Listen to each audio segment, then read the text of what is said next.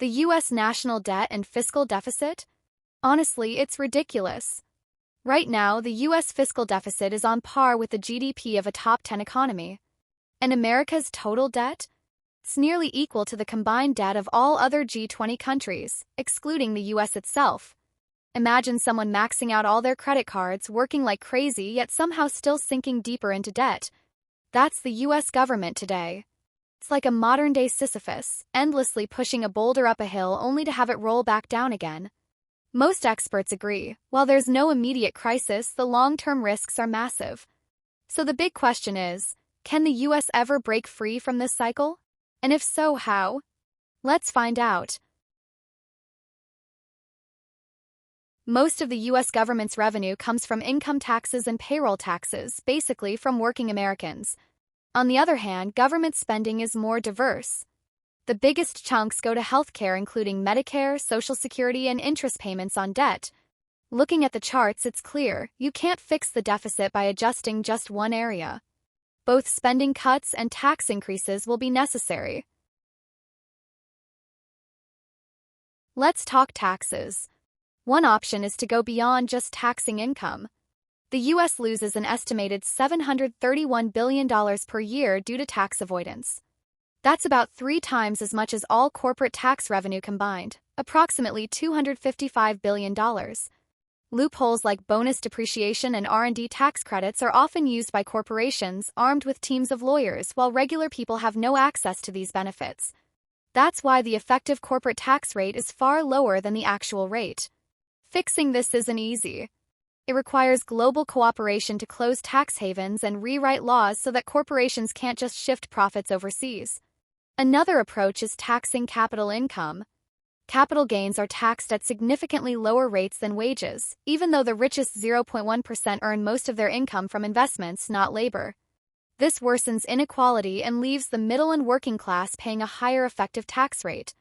Raising capital gains taxes to the same level as income taxes could bring in hundreds of billions of dollars. But even that's not enough. Even if we do all of the above, we're still looking at maybe $1,000 billion more in revenue, a good start, but nowhere near enough to eliminate the deficit. So the bigger question is, where can we cut spending? The 4 biggest spending items are Medicare and health, interest payments, defense, and Social Security. Let's go through them. One idea is to make allies shoulder more of the cost.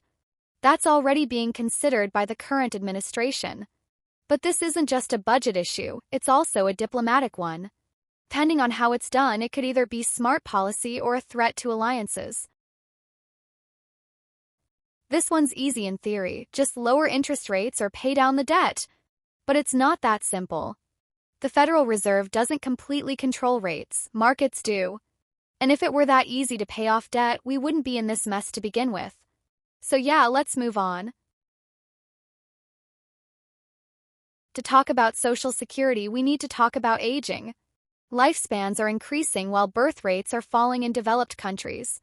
And with the rise of life extension research, it's not crazy to imagine people living to 150 or even 200 years. Now picture a world where people collect retirement benefits from age 60 and live another 140 years. That's not sustainable. Social Security has to be adjusted in line with increasing lifespans. Otherwise, 50 years from now, hunting retirees might seem like the only way to balance the budget. Like Social Security, Medicare spending is driven by aging. But there's another problem. The healthcare market is fundamentally broken. Some think expanding Medicare or regulating private insurance will fix things, but that's just shifting the cost. The real issue is market failure. Healthcare has low price elasticity and severe information asymmetry. It doesn't behave like a normal market. In Medicare, payment rates are set using something called the Relative Value Scale, RVS, which is determined by the AMA's RUC, a committee of doctors. The government uses these recommendations almost as is.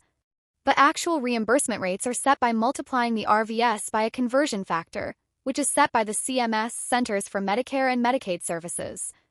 It's a tug-of-war. Doctors try to push rates up, CMS tries to hold them down.